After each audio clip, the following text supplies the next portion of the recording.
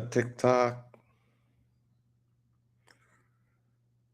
And what's up, YouTube? All right. Hoping sound and everything like that's okay. Um, Hello out there in TikTok universe, YouTube universe. It's been a while since I've done a live. It'd be nice if I had a regular schedule. I think today being Sunday, it'd be nice to do a stream on a Sunday. Mm, Maybe around, I want to say it would be like something like I would first wake up to. Like if I had thoughts the whole week on like a topic or an issue that I wanted to discuss, I think it's best to probably like hop on the live on a Sunday morning. Like I don't know. I'm trying to pick a good time. I don't want it to be like right when I freshly wake up. I need to actually at least wash my face or something, to make sure I don't drift off back to sleep and just, don't yawn all over the place and things like that. But anyway, I think you get the point. Um, anyway, what's up, y'all? In the Black Dragon. I am glad to be joining you guys on a Sunday, June 7th, 2026, almost 2 o'clock CST over here. I created a few new videos and edited them, and I've posted them on YouTube so far. So I'll tell you one thing about my TikTok. Like I am not great. So I'll just put this out there. I'm not a really big social media presence type of person. And part of the reason why is because I just swore I would just never become that person who's just obsessed with uh, whether how many views or likes they got, but I have become that person. So that's kind of like my little guilty thing. And it's like, well, everyone's so successful and how do they do it? And they put a lot more time and effort than I do. So I'm not gonna even pretend, right? Which is the secret to being successful in anything. What you dedicate more of your time to, you become more successful at. So me being me, I've lately I've been making a lot of headway with my programming projects. I recently made some leaps and bounds and got some things completed, and now I'm looking to take the next step into developing the next part of my program. It's a long time coming. It's AI integrated. It's a lot of things, but it's gonna help me shape my perspective on what backend data looks like in a bunch of different industries and all that. So that'll be nice, and I'll be able to handle automation a lot better in some cloud environments. But it's not why you're here. You're here because I have a few interesting questions that I was going to bring up and ask, but um, unfortunately, I believe when I started the stream, I wrote them down, but I forgot to copy and paste them on one of my notepads here. But I think I remember the questions anyway, so I'll just go ahead and go right into them. So, like lately, I've been thinking about dating in the modern era, dating apps, how they're failing, if they were successful. I mean, it's a paywall that you're behind, and then even when you reach beyond the paywall, if you're not getting like the results that you're investing in, then I would recommend divesting from said such things. Number one, and number two, I think people in my generation, millennials, we're used to um, when I am a part of social media as well. I'm not, some alien. Uh, I used to have some Facebook groups that I was a part of when I lived in Houston. So we did some meetups, and I think we all met up at a Chacho somewhere, and this was like, maybe 10 years ago, like 20, yeah, maybe 2016, something like that. Something like that. 2020, make that 2017, 2017. I got the years wrong. But anyway, Facebook groups, meetups. I think we met up at Chacho's, nice Mexican restaurant in Houston. And I met up with just a group of people who like just all decided to congregate at this restaurant and then just have a few drinks, some beers, eat some food, and get a chance to meet everybody. You kind of introduce yourself. People meet you. You kind of tend to gravitate to someone over here, over there. Like it's when you're a single person, I think your time should be spent more outdoors than indoors online.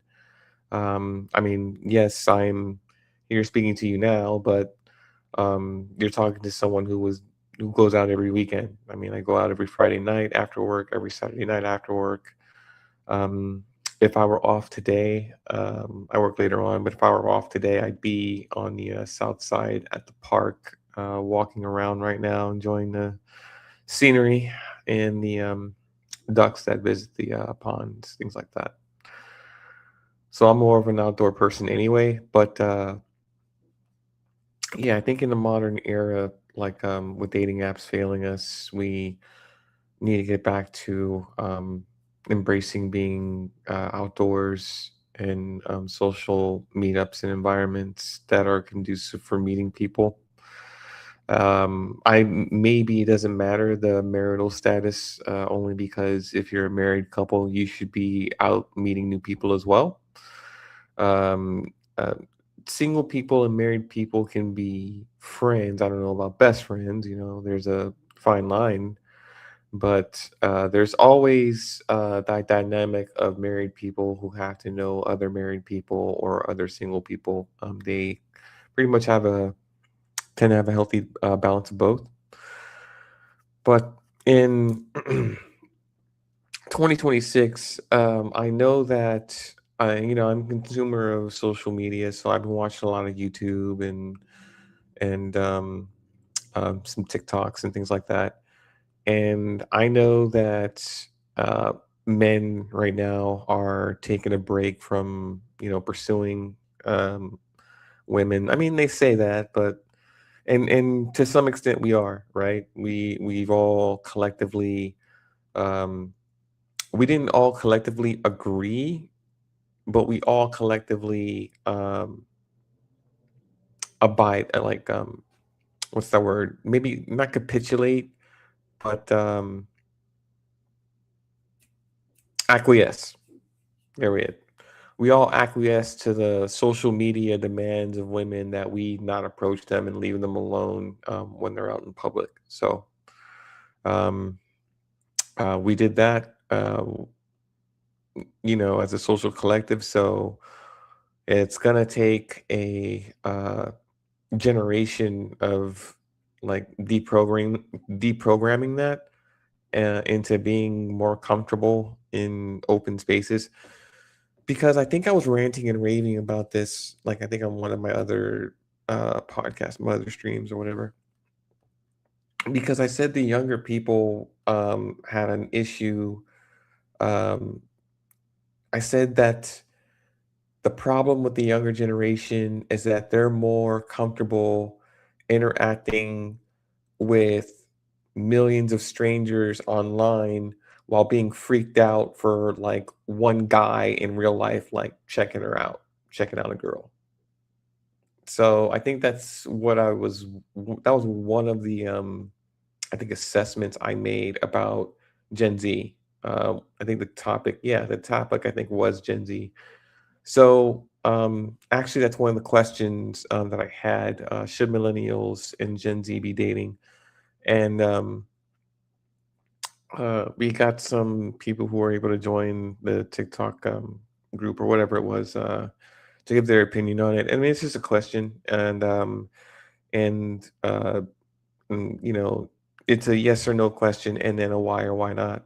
Just for anyone's opinion, if anyone had an opinion on it. So I guess that's one of the interesting questions. And the other question I had was, uh, what do you think is more difficult to sustain and maintain a racially homogenous relationship? Just two Europeans dating, two Africans dating, two Chinese dating, or interracial relationships where people of complete different ethnicities start dating, and then the environment and the dynamics between that. Is that harder, or is just normal homogenous dating harder? I don't know if there's anyone who's experienced both, to, tell that kind of story or that kind of experience. I mean, I myself can only tell one part of that story only because I've been dealing with interracial relationships since I was, I don't know, four, maybe five. Um, my very first kiss from a girl was from this girl in Japan when I was kindergarten, pre-kinder, one of those things. And the Superman episode was on like this really like exciting part that I liked about watching the entire episode, and that's when she wanted to kiss. So we made out for like, I don't know, a good minute and a half. Like I can't tell you. I can still remember the exciting feeling I felt of like making out with this completely attractive, like, I don't know, girl. Um, but that was what was that? 40, that's a 40-year-old memory. But yeah, I mean, there's things like that. I mean, that's the kind of era I grew up in. Uh, I didn't grow up in an era of women that were afraid of men, not to the extent that we see now. I mean, I just don't. I mean, yeah, we did stupid things. I think we all did stupid things as younger boys growing up, like throwing rocks or dirt or something. Maybe something dead. I remember kicking a dead lizard at a group of girls, and I'm like, "Hey, girls, dance!" Kick the dead lizard, and they were like screaming, like, "Ah!" I was, yeah, I did stupid stuff. Yeah, yeah. Surprise, surprise. But it was funny at the time. I'm pretty sure they grabbed some tissue and had some therapy, right after I kicked the dead lizard at him. But anyway, yeah. So the two questions that I've posed so far is, should millennials and Gen Z be dating? Number one, and if racially homogenous relationships are any more or less harder than interracial relationships. So those were the two questions I think that were like top of mind, and there was a third question, but I can't remember what the third question was. Just like um, what's his name, governor from Texas, Rick Perry. Oops. But if anyone remembers that, I mean, you had to be there. But I mean, because it was only three things, right? Uh, Government, EPA, and but anyway, my last relationship was in 2024. Right now, I am in pursuit of a few women that are obviously younger than I am. Uh, it's dealing with people in the real world in 2026. I mean, it's like there's a whole nother language that people are speaking that half of it maybe I understand, maybe I don't. There's lingo, there's expectations, there's I don't know, all these internet buzzwords and shit.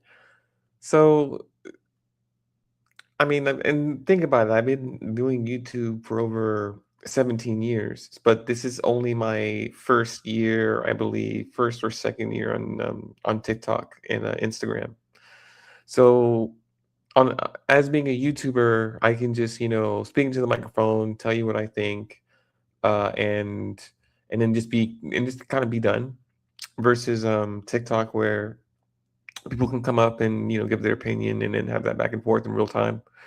And it's a different type of interaction. Even though it's digital, it's still like in real time communicating with someone else about their ideas on a topic or an issue. So, I mean, uh, I think I've dropped um, the link on YouTube, but I don't really get many viewers until after the broadcasting's done. So that's probably just the ecosystem that I exist within YouTube. I guess I don't have a lot of algorithmic friendly uh, podcasts to like shoot out like that my live is currently out there for people to just click on.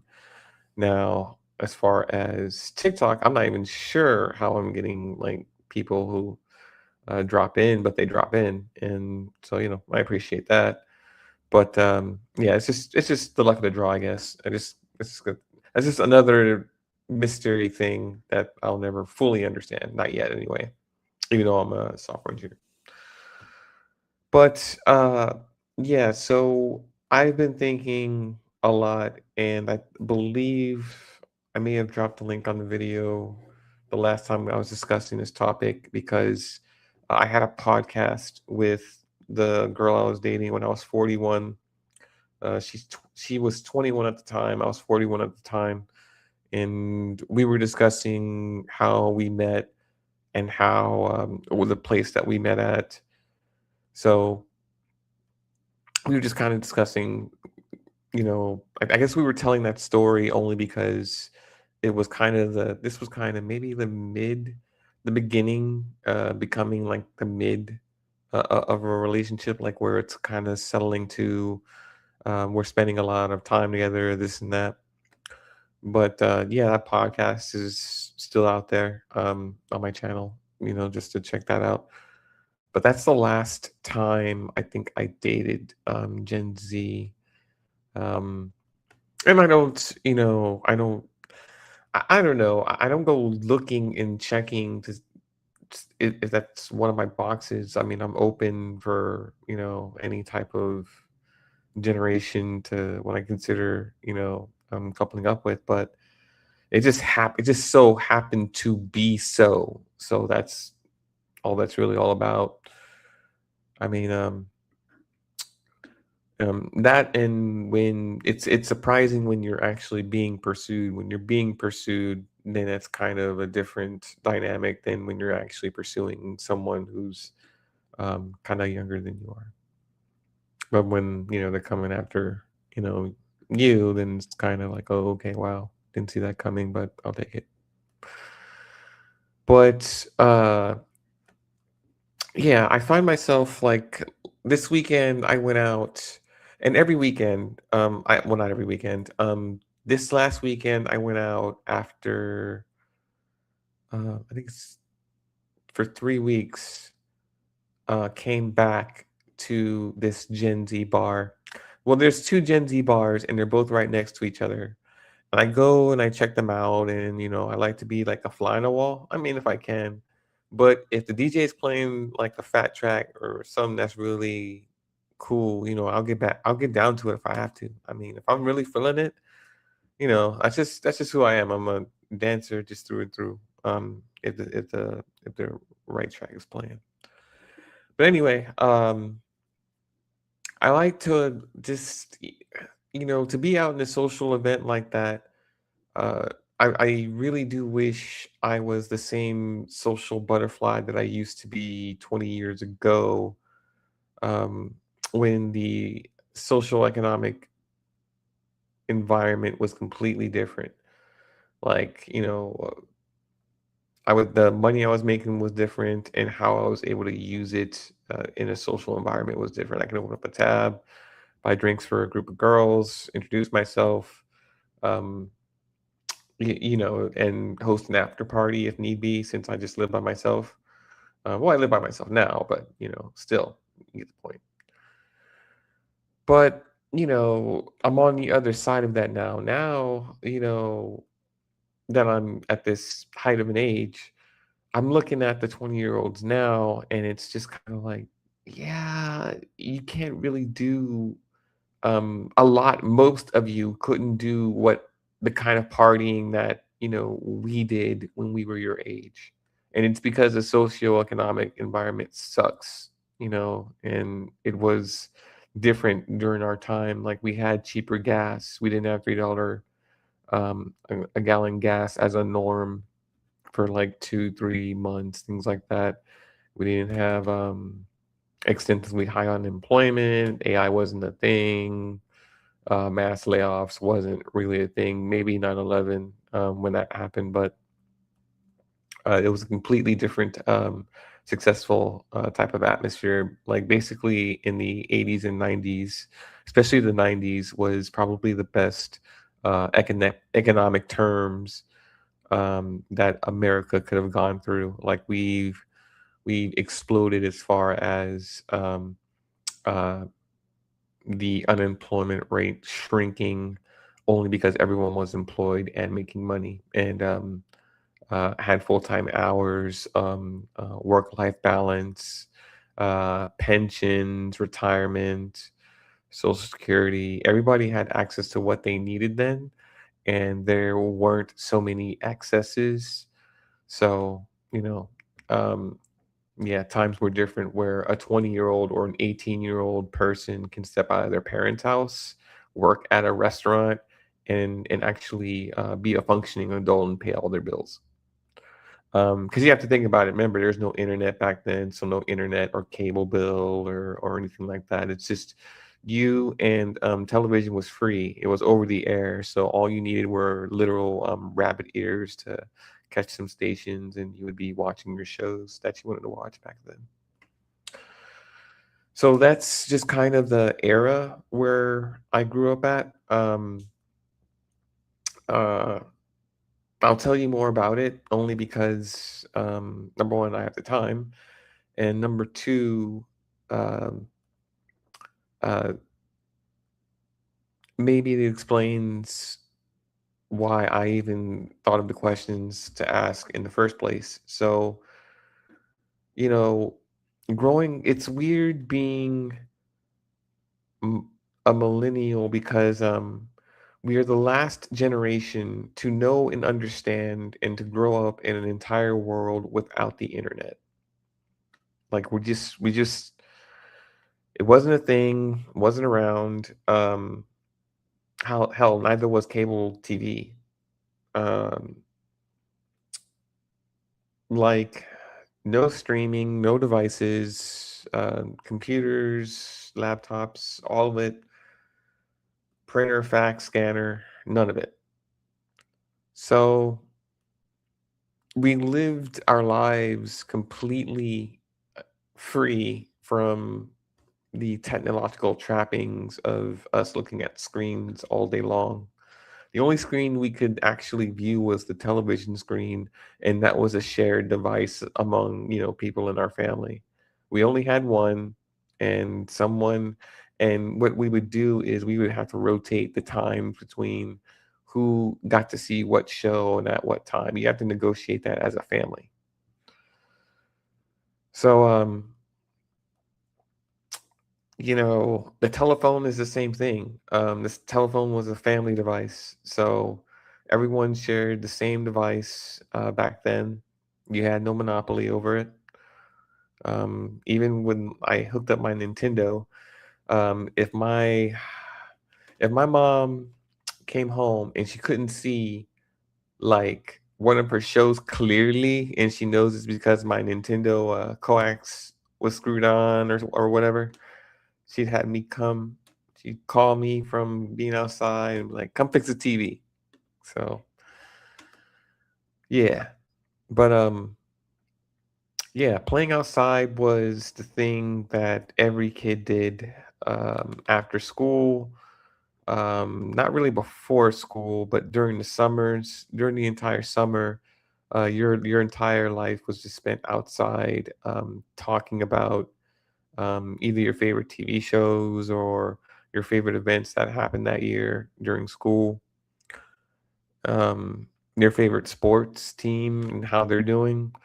We had baseball cards, basketball cards, football cards. Some people did hockey, but I never got into that really. I mean, Wayne Gretzky, but I mean, come on. But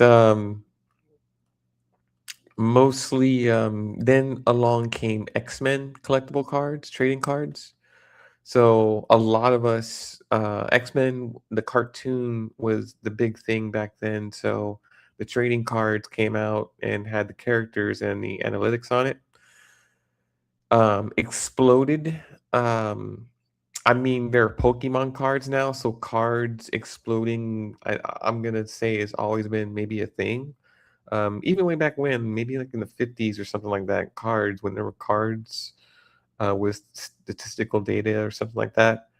I think cards were always a thing. But anyway, uh, yeah, so X-Men trading cards, cassettes to record music on the radio that was playing on the radio so that you can produce your own mixtape, your own customized mixtape.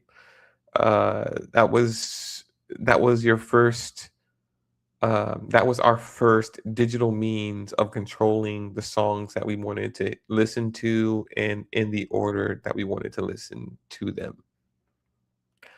So every radio back then had a record button, and that record button was especially for blank tapes to record either somebody's voice when they're talking or a song when it's on the radio. So, yeah, VCRs too, when those started coming out, started being able to access media from home by renting from Blockbuster, spending hours and hours and hours and hours up and down those rows. Um, I remember looking at the wall of a Blockbuster video, and when the new movie came out, here's what happens at Blockbuster Video. A new movie comes out. Let's say Scary Movie, right? Because Scary Movie is a funny movie, but I think it may have been out when Blockbuster was still a thing. So let's just say it came out on Blockbuster to rent, right? All the original copies are gone. All of the original shipment. There's a wall full of displays for the promotional movie that's about to come out. And you want to rent a copy, you have to pick out the display box and then take it to the register. So you have to take the display box to the register and then see if they have it behind the thing. If they have it behind the thing, you're good. If not, dude, you have no idea how much like um hostility people exude over not having the actual tape, even though the display is on the wall. People were serious about the VHS tape back then. If you had the display, but you didn't have the tape, oh my God. Get the manager. Get the manager. Get the manager. I mean, yeah, but anyway, I digress. Yeah, so that was your typical weekend. Your weekend wasn't really, I mean, it was like maybe going to the theater if a really good movie came out. I saw, for instance, I saw Basic Instinct. I saw that in theaters. I saw Beetlejuice in theaters. Um, I do not think I saw the no, I didn't see the original Batman in theaters, even though I want to. Uh, there's a lot of really good movies that are classics now that I saw in theaters back then. Because my parents liked, they liked going to the movies too.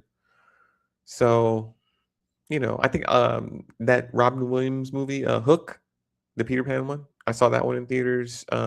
Independence Day in theaters. The Ref with Dennis Leary in theaters.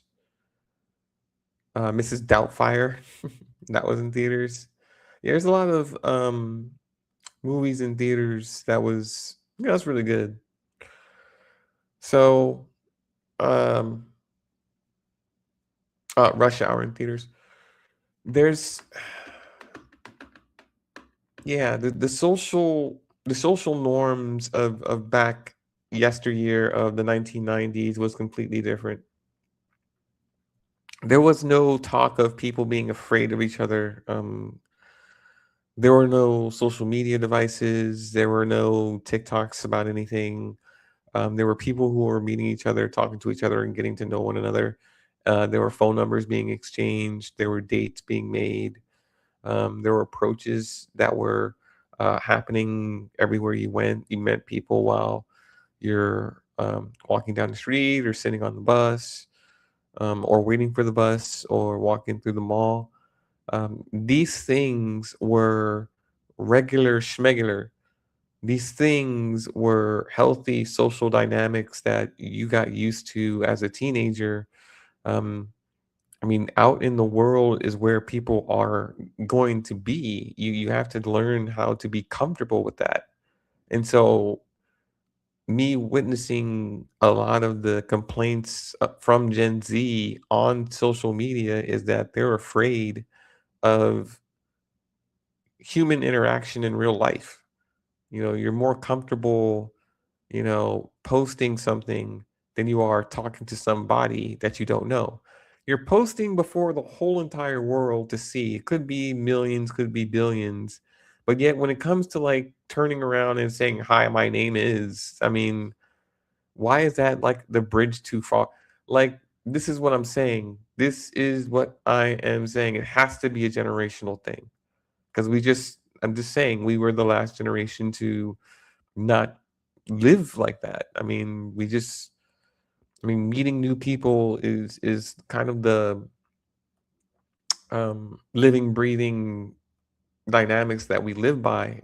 People, especially people my age. How are you supposed to be comfortable with someone that you can see, 5, 6 times a week, unless you don't, get to know them on some level? So it's just when it comes to dating, um, this brings us back to should Gen Z be dating millennials and millennials be dating Gen Z? And the only reason I even brought it up as a topic is because we know how to live our lives mostly offline. We grew up offline. We grew up paying attention to reality and being comfortable in social circles and spaces and navigating in different social dynamics that you may not be comfortable with. So I think that's one of the major reasons. Um, there might be some kind of cross benefactor of um, cross generational dating. I mean, there's that, and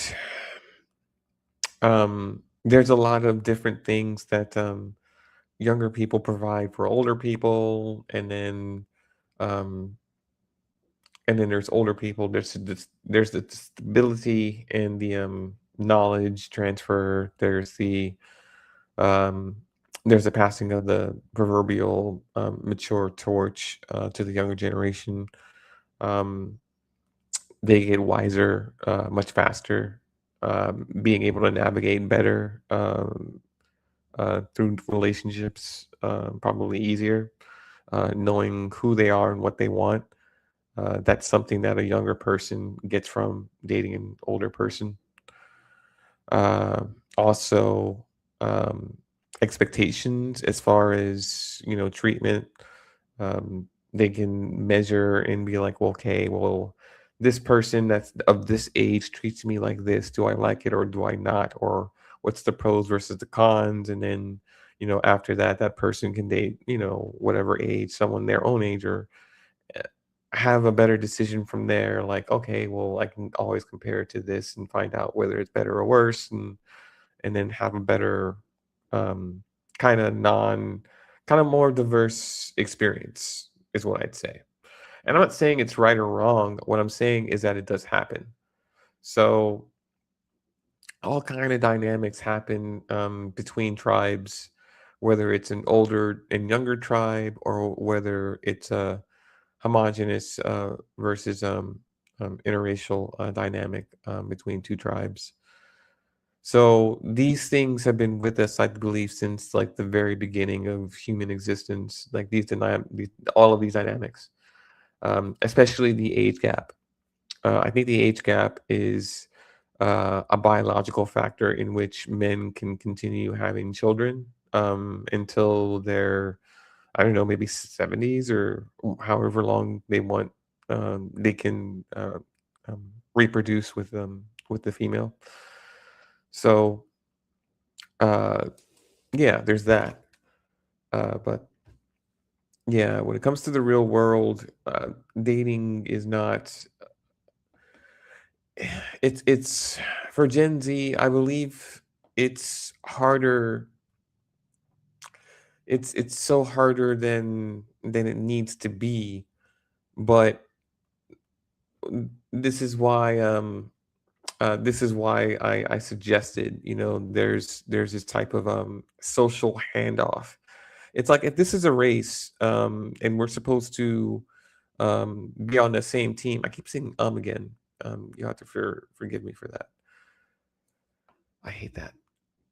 But between baby boomers and Gen Xers, and then Gen Xers to millennials, and then from millennials to Gen Zers, there should be the passing of the baton, and that baton is healthy relationship dynamics that work versus ones that don't.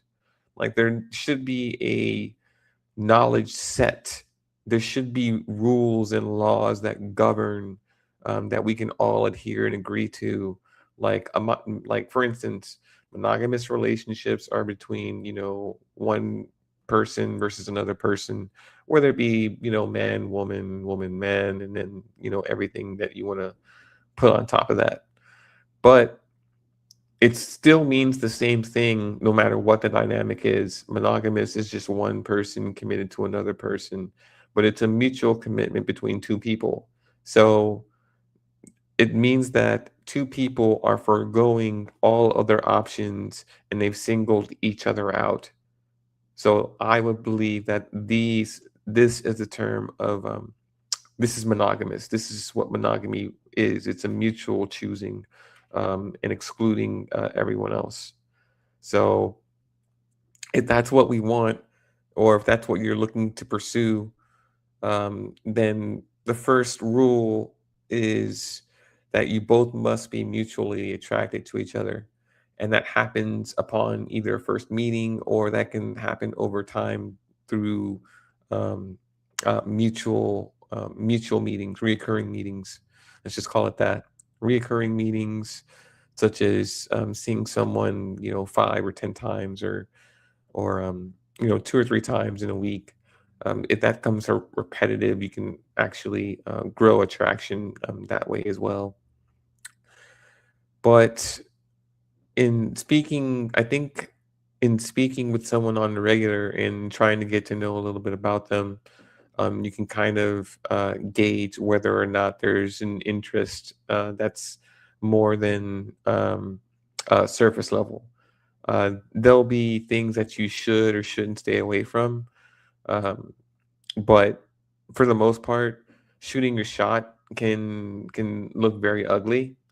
Uh, Given, it depends if either one of you guys are vulnerable. So, I mean, my issue is that I can't, even though there are a lot of attractive women that come into my place of work, I don't go around, like like approaching them for any reason other than, if they're ready to, check out, or if they're looking for something particular, because sometimes it's a store, things come, things go. But I keep it at a professional and a respectful level for a reason.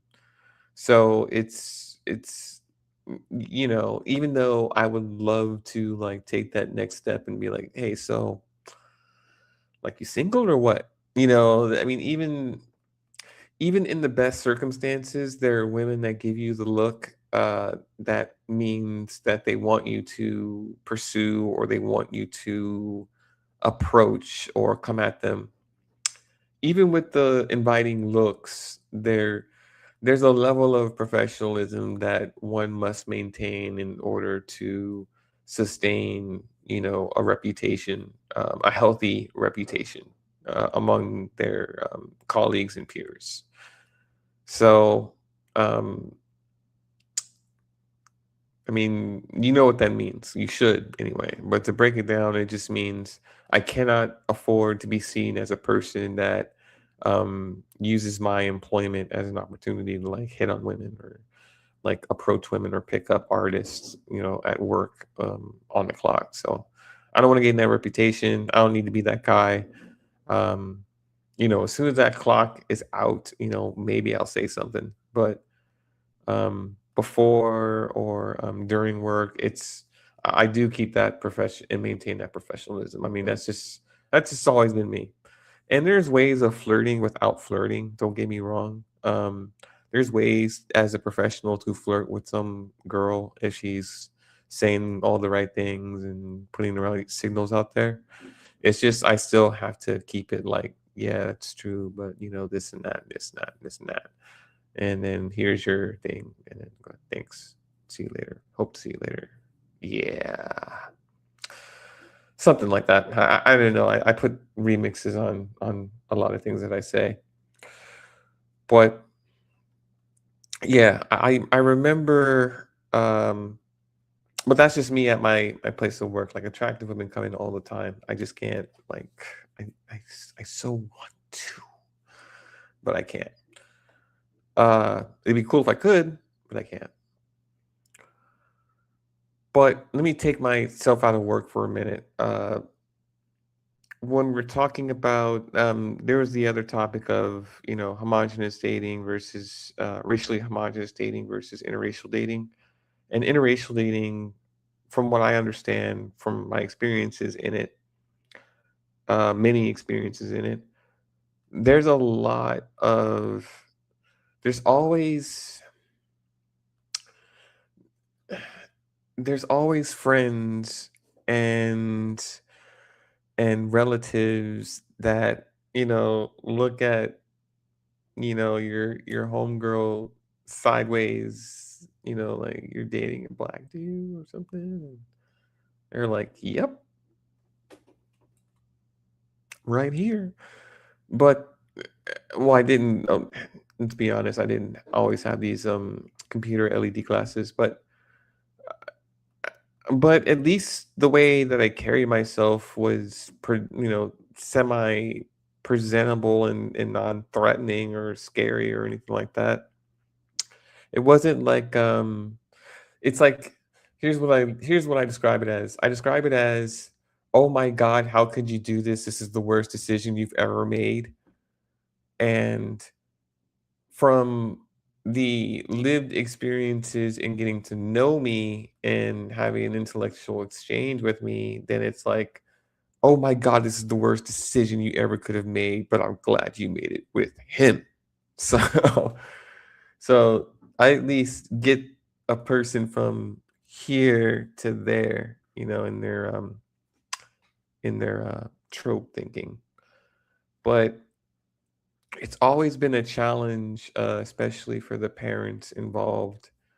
Um, I was 17, and my ex-girlfriend, well, I don't like calling her my ex-girlfriend because, yeah, we're not in a relationship right now, but we just have so much history. But anyway, ex-girlfriend now, but she was 15, I'm 17, she's 15, and we we're in the same friend circle, because I was a, kind of military brat, but I was I'm still, like, shy, like, to speak to her or say anything or make the approach, but we go up to her, we say hello, how's things with such and such, and da da da da da da da da da. So, the opportunity one day came where we went to a camping trip, and, this was, like, tents and all that, and sleeping bags. So, we go there, and her and her dude break up. So, word gets around, comes back to me, and it's like, "Hey, man, like, homeboy, like, just, like, broke up with homegirl to get with these other chicks, or to try and get with these other chicks." And so I'm like, "Oh, for real? What?" So it got my attention, but I'm like, "Well, what can I do about it?" Like, it's like, "Yo, man, if you gonna make your move now," and this and that. And of course I didn't, I'm shy back then, even though I'm 17, I'm shy. And so my homeboy, um, was playing matchmaker, and he's like, "Yo, man, he really like you, and you should really like da da da da." So between the back and forth, she finally comes to me and says, and just asks, "Did you really like me, and this and that?" And I'm like, "Yeah, I did, I do." And we got to talking a little bit, and then you know now it's kind of like, I let her know how much I was into her and how I was, always afraid of saying anything. But after talking and feeling better about it, we decided like we should be together, because, she was into me, I was into her. That's what we discovered during that talk. So it's kind of like, okay, we're together now. And so we started like making out, and actually we started making out all the time for the rest of the trip until we got back. So it was just exciting from there, but everyone was comfortable with it, except our parents. So my mom wasn't fond of it too much, and her parents weren't fond of it too much either. Like I actually had to go in one time, go into her house, and we had to have a sit down of curfew and what we were and weren't allowed to do and all this kind of stuff. Like we had an actual like sit down talk. This was, I was a teenager. I was like 17, but I mean, the whole talk, whatever. Fine, I understand. Me being this age now, I understand what the talk was about. And I understood the concern as well, but I mean, like I said, back then, I'm 2 years older, than his daughter, so I can see probably, now, she's 15 and, so but, yeah, we were dating for a good minute, but we always caught more heat than your typical couple because if she were dating anybody else, she was dating somebody else who dumped her, but there was he never got that fucking come on in, let's have a seat and talk about what's good and isn't good. He never got that shit. He used to like date her and then dump her when some other girl came along. And that was kind of the thing that, between them, but I was just like, "Nah, man, I'll treat you better than that. I mean, I like you, this and that and the other." So this relationship maintained, it just has. She's moved, I've moved. I'm here now, I'm still in the same city, but I've lived in other places too. I lived in Georgia, I lived in Houston and stuff like that. But the feelings that we had for each other back then as teenagers were very, very serious. And um like back then, I can say that I was a part of a very healthy monogamous relationship. I can say that. I didn't think about other girls or being with other women, even though I saw them and yeah, I probably found them attractive, but being with them or like dating them, no, I had mine. And I think that's kind of why I have the more experience in participating in said type of relationship, because I grew up kind of in an environment that gave me that as a foundation, monogamous relationship as a foundation, um, as a teenager. Like I don't know what teenagers are doing now or how they're getting down now. I mean, I'm not a part of that. Never have, you know, never look back, right? But if it isn't as healthy and as monogamous as I grew up with, what is it then? Is it just hookup culture at a younger age now, or I mean, I don't understand it.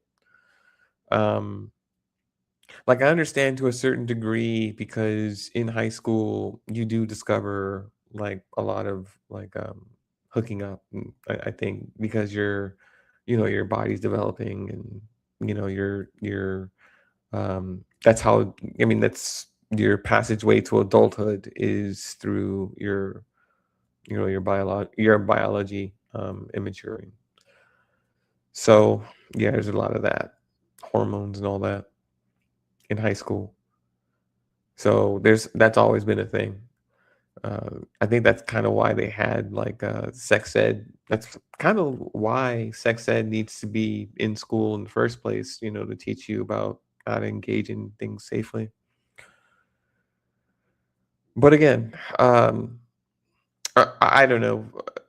For the most part, if we're going to get back to dating traditionally, I'm guessing that's what everyone's kind of after, traditional dating, then it's going to have to be an environment where singles are going to social events with the sole person, with the sole purpose of meeting other people without being either rude, hostile, discriminatory.